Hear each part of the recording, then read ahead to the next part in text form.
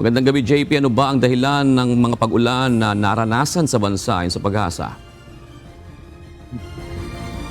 June, ayon nga sa Pag-asa, yung mga pag-ulan na yan ay epekto pa rin ng amihan at ng La Nina.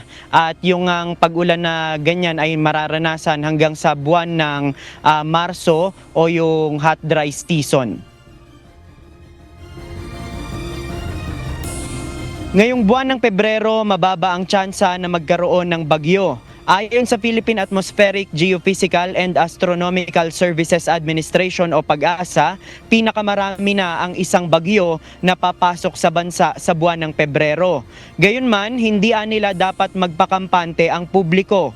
Ayon sa weather specialist ng Pag-asa na si Ana Cloden Jorda, umiiral pa rin sa bansa ang amihan at easterlies o mainit na hangin. Ang mga weather system na ito kapag nagsalubong ay makakalikha ng tinatawag na shear line. Ito yung magkaibang temperatura ng hangin na makakalikha ng mga pag-ulan.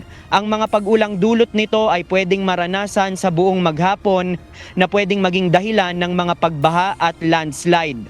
Bago ang weekend, inaasahang lalakas ang amihan at sasalubong ang easterlies kaya mabubuo ang shear line na magdudulot ng mga pag-ulan sa southern portion ng Luzon.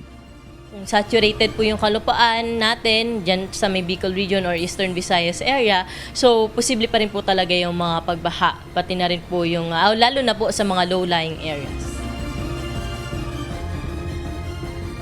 Kung iiral ang amihan hanggang buwan ng Marso, hanggang Marso rin mararanasan ang mga pag-ulang dulot ng shear line.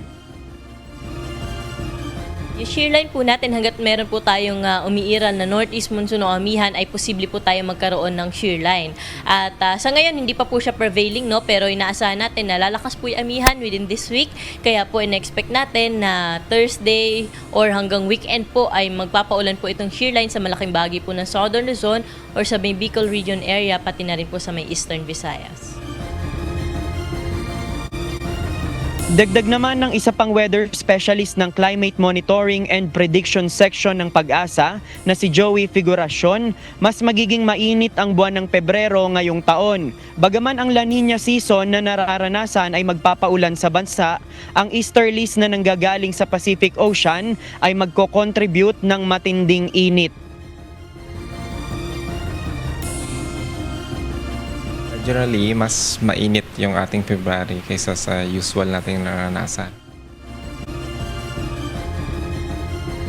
Ibig sabihin nito, kahit may amihan o malamig na hangin ay mas mataas ang temperaturang mararanasan ngayong buwan ng Pebrero. Kakaroon ng wider area na mas mainit yung dagat natin. So isa yan sa factor dahil nga nasa La Nina condition tayo ngayon, which is mas mainit ang ating karagatan kaysa usual. So yung init na yan ay natatransfer yan sa environment natin.